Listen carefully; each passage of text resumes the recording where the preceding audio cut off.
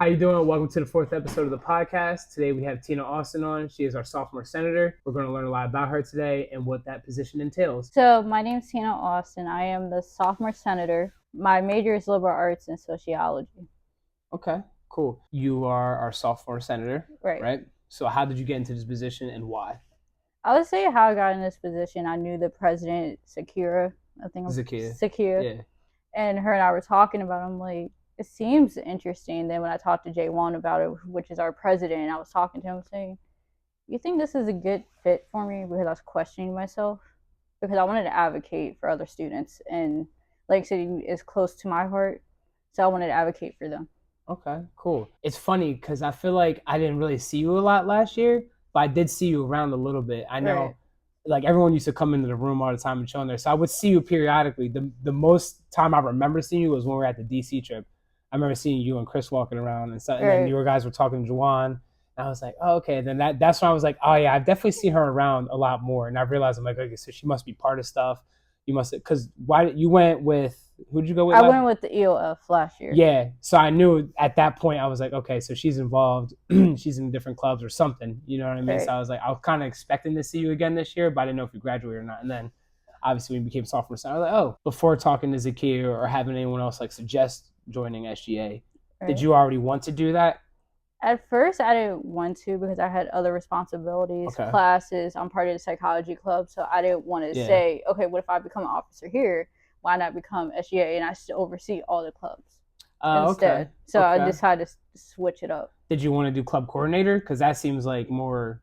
At the beginning, I did, but after hearing the responsibilities through Sarah, I'm like, yeah, no, I'm good. I'm good. That's funny. As sophomore senator, then, what is the responsibilities you have as sophomore senator? Creating the newsletters for like listing all the clubs, what events we have for all three campuses. Okay, yeah. And then I guess also just being a spokesperson in general, because that's what any senator does.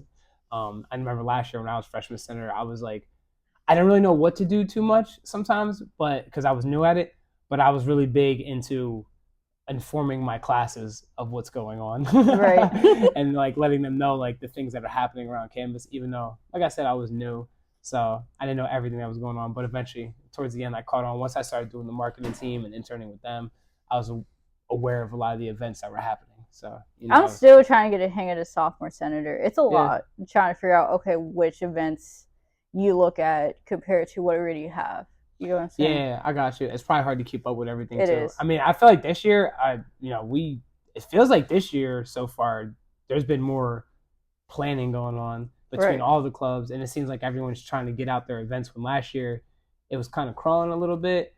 Like there were events popping up, but it didn't feel as like back to back and organized. Yeah, it definitely feels very back to back. Like everyone just really participating this year. It's nice. Right. It's cool to see everyone doing that. It's like a community, it's really nice. I'm gonna ask you this too, because I've been asking everyone in the videos, because it's real. I'm honestly curious about this too.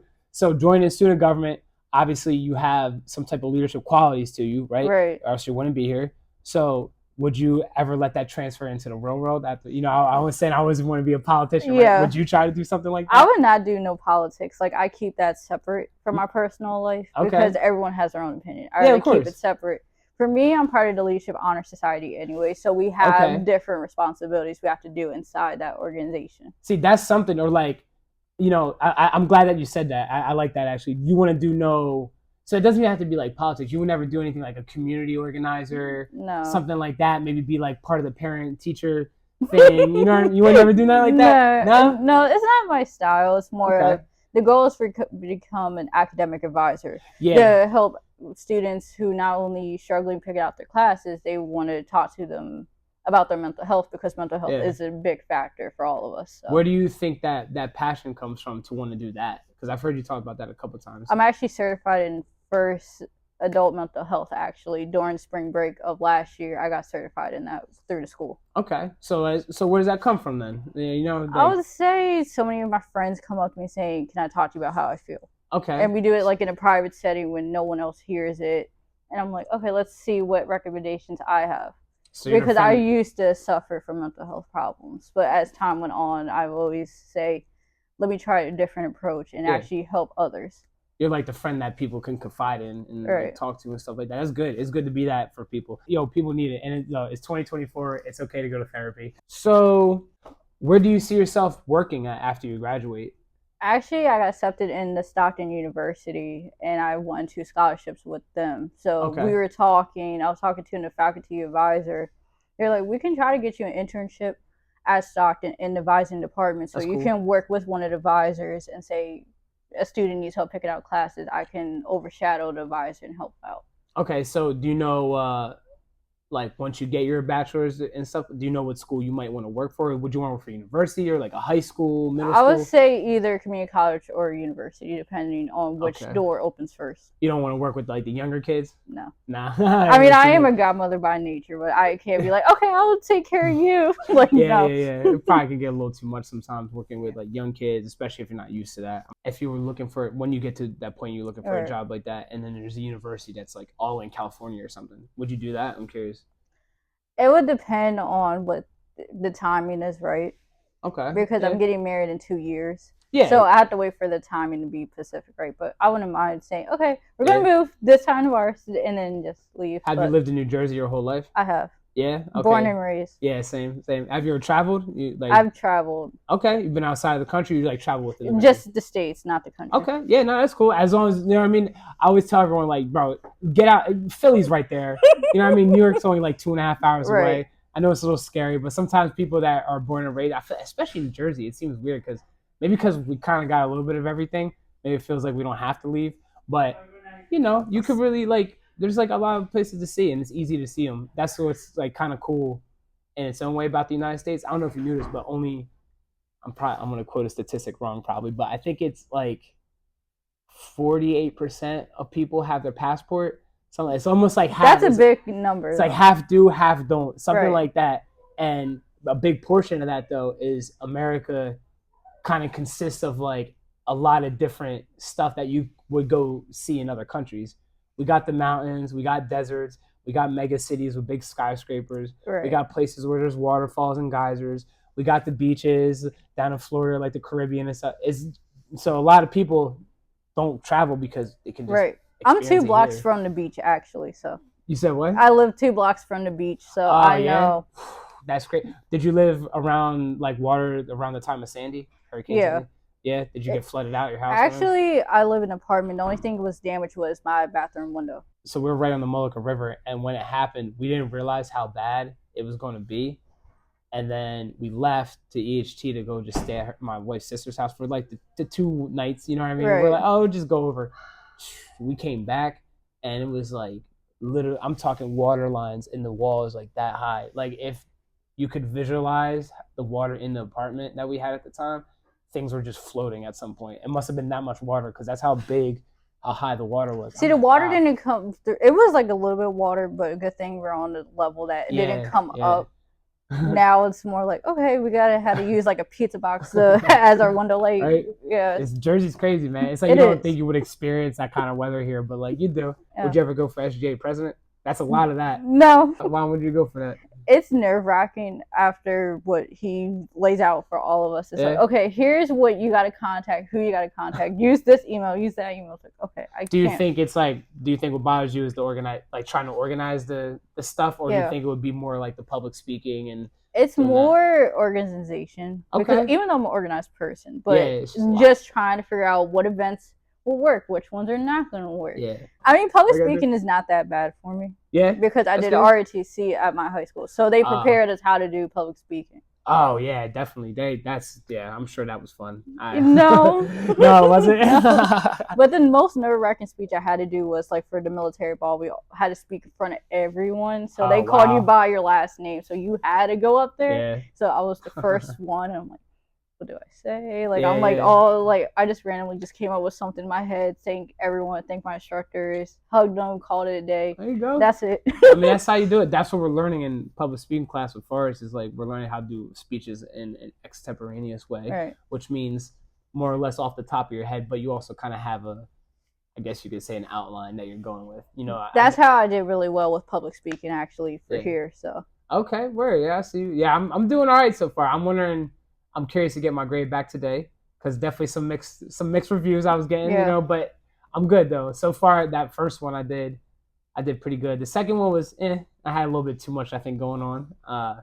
See, I did public speaking in the winter, so I didn't have the experience of being in person taking a public speaking class like how you did. Oh yeah. Like you said, you had to like take it like on Zoom and stuff like that, right? It was more asynchronous. Like you submit your speeches and then had the option of speaking to your professor. Yeah. If that was the case. Oh. So yeah.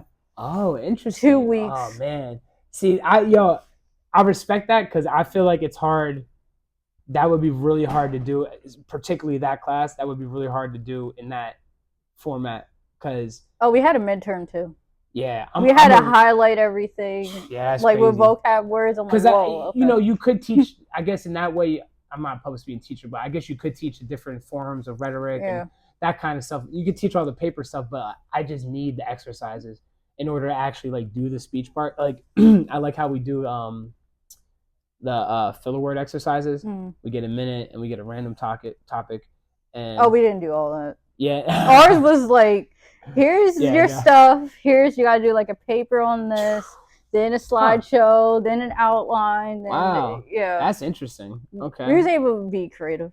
I threw some of my own personal pictures in there. Yeah, I mean everybody teaches their own way. That sounds crazy though for winter semester. Yeah, it was crazy. And I guess it's all condensed too, right? So, even though our professor's like, here, you had until the end of the semester to submit everything. So if someone fell behind, it wasn't going to be points deducted. It's like as long as you get everything in, you're fine. Speaking of end of semesters coming up, we do have winter break coming up soon, right? Fairly soon. But Chris, you guys have any plans on doing anything with winter break? I'm curious. I don't know yet. Yeah. Because I know like we've been busy a lot, so I don't know if he's going to throw a surprise in there because during winter break we actually make a year together. Oh, that's cool. So I don't know what plans he got up his sleeve. All I know is like, just be prepared. I'm like, what do you mean be prepared? Like, what are you going to give me a final exam or something? Yeah, I think we might go to Florida, like take the baby down there. You know, my sister-in-law down there. So since I'm graduating next year, at least it's just an independent study I'm doing. So okay. Oh, so you won't graduate? I'll graduate next year. So I graduate in May. Yeah, I think I am too. Actually, I just checked the other day because for some reason I guess I miscounted my credits I already earned and the ones I'm potentially earning. I think the ones we earn confuses all of us. It's like, wait, what? Like you look at the numbers. Yeah, it's weird. Like when you're looking at self-service sometimes, it's definitely a little hard to read. But from what I can gather, and it does say estimated date of graduation, I should be graduating May. They said for me it was 2022, but I went over. Okay. Because I wasn't ready for that big huge step and everything because I was in a major that I did not want to be in for a whole year. It's why I switched later on general studies.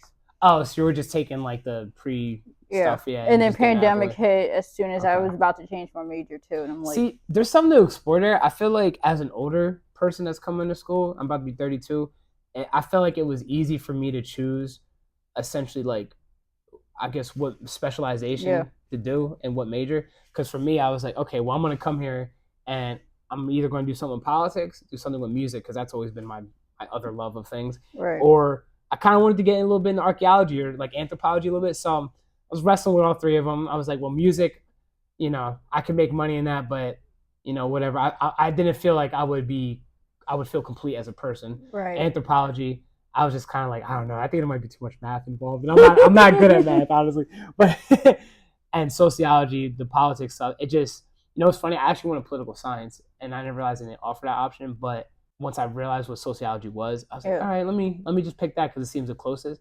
And I'm so glad that is what I picked because I don't know, it just would it just resonate with you? It really the science behind sociology really explains, I think, the type of person I am and the way I think about things. Ever since I was a kid, I've always just, I don't know, man. It's where I feel like I've always been able to just kind of stop and look at people. And I just always like really deep thought about stuff. I remember being like a kid and being on the boardwalk, just like eating pizza or something, just stopping real quick. And I was not the kid that would eat and wanted to run around. I'm sitting on the boardwalk, I'm eating, and I'm just like looking at everybody, just examining stuff. So, once I found out there's a science to it, there's actual real science to it. See, I wanted wow, to do web design at one point when I came here, but That's I found cool. out financial aid didn't cover it. So I'm like, okay. No, they don't. No. Interesting. I wonder. Like, I think they don't do that for the nurses thing too. I'm not entirely sure, so don't take our word on it. Yeah. Where'd you graduate from? Atlantic City High School. Oh, okay. Yeah, from Atlantic City. Yeah, Nice. 2019. Okay. Do you know where the mission's at and stuff? I know I talk about the homeless shelter a little bit. Actually, I'm like a little bit familiar with it based on when I was researching something for a friend, so I know which one you're talking about. Okay, cool. Yeah, I never lived in Atlantic City, but from being involved in the mission for so long, I've spent many of days out there and just. And that's the only ROTC unit in that area, actually. For Atlantic City High School, we had our unit, then HIT had theirs. Yo, I'm curious because I've never actually had a chance to talk to someone that was in ROTC. Sure. Like, what is that? So some people think, oh, you get drafted to the military. That's not the case at all. Yeah, I thought it was just fast track. Like, oh, you want to join the military? Like, 16-year-old, let's go. You know? No, it actually builds up your leadership skills. Like, say you want to become a leader later on. I come from a military family. Okay, yeah. So that kind of inspired me to check out ROTC. So I joined my sophomore year. Cool. To see if I like it. And I'm like, oh, this seems easy until you start doing drills. It's like follow the strict dress code. If your uniform has a stain on it, you get points off. It's like, okay. Dang. So I had to go to my dad for advice, actually, because I'm like, Dad, I don't want to mess this up. Like, help me. Did you at one point want to join the military? At one point. I was going to be 4th generation Army. Okay. What happened to that? It just after, like, seeing the stories, hearing the stories from my family, I'm like, yeah, I'm gonna throw that out the window. That's a tough job for people to do, yo, for real. That's something I can say, like, that's why I'd rather be a politician. I can't do that stuff, and yo, all respect to people that do that. I'd rather somehow influence people to not go to war maybe when we don't need to, you know, something that. But the weirdest fact is my recruiter sergeant was my dad's sergeant in the military. Wow, that's so crazy. Connections could have worked, but it didn't. What? So was your dad in any wars? He was not. My grandfather was. Okay, well, what was your grandfather? In World War II. Ooh. So tough. I've never met him, but my dad told me stories. So yeah, I'm sure he probably had some crazy stories, man. Oh my gosh, your dad probably heard some nut stuff growing up, bro. That's crazy. Hey, he did all 4 branches. He was like a chef and everything. Wow. During Dude, that, I'm wild. Like, gee, okay. Yeah, that's tough, man. That's a hard. That's why my dad told me, you're not gonna like it. Just do you, please do you. Like, I don't want to see, because I'm the only daughter and I have an older brother. Yeah. So he didn't want to see his only daughter go out to the war zone. Yeah, I get it. You know what I mean? Yeah, I get it. That's a rough thing to do. It's tough, but yo, like I said, I commend the people that do it because that's something that I can't do, and I'm all for. Changing and trying to make everything right and all that, but man, that's tough, man. That's tough to want to do that, especially having a kid now. I just couldn't imagine like. Going away for a while. Because what if something happens because so many soldiers suffer from PTSD, that could change your mindset, and you have a kid, that kid would be like, what's wrong with dad? How are you gonna explain that? Like, it's just that's crazy. But like I said, all respect to the guys that do that, man. Women, guys, everyone else, you know, whoever's doing that, respect. Like for real. But there's a benefit if you do ROTC and you tell your recruiter you did all, like, it could be any branch. Like, say you go to the Army and you did, like, you have a high rank in the program, you actually get ahead than a soldier that just stepping in. Oh, well, okay. So obviously there's some perks that come with doing that early. Okay, that's cool. So if you want to go that route, definitely do ROTC. That's cool. I had a friend, I think, I don't know, actually. I don't know if he joined because he joined the Navy. I don't know if it was after he graduated. I can't remember if he did ROTC. And I know some of the 4-year schools, like the certain ones, if you do a program through there's a higher chance you can do it as well, like go into the military. So there's so many different outlets for that. All right, cool. So we got you from the military family, wanted to do that, but said he wanted to get more involved in like guidance counseling, helping the people, mental health stuff. That's cool. You can see the connection there. It's like, you know, obviously you've heard some stories growing up and you have correlated like, okay, there's like people need help. Everyone needs help and people need someone to talk to. That's good, yo. Keep that up. You were doing Psych Club and stuff like that. And now you're Sophmore Senator. You know what I mean? So you just being a voice for the people. I said it to everyone in all the other videos. Y'all got leadership qualities, man. Y'all got to put them to use. And I hope that after all this and when we all go away from each other and we don't see each other any Wednesdays. That's why we need to. That's why we need to keep that group chat. That's active. What I'm saying, yo. That way, I want to see what everybody's doing. I want to see you guys like get out there and make it. You know, I'm like I said, you know, I'm 31. I'm a little bit older than y'all, and you guys are at the age now where you're coming into this stuff. You're gonna come into all these opportunities. So I want to see what the opportunities y'all get, because you guys are all gonna get some good ones. Everyone I've met in SGA last year, this year so far, you guys are all good, and you guys exhibit very good leadership qualities. So, and if I ever become senator or something, I'm calling all y'all. Yeah, you better. I'm like, yo, I need a team. I already know y'all and I already trust y'all. All right, we'll end it there. We see the lights are going off everywhere. That's crazy. We've been talking for a while. That definitely was a good conversation. Thank you for watching the podcast. It was really fun. It was a great conversation that was had. Stay tuned for the next one. Thank you.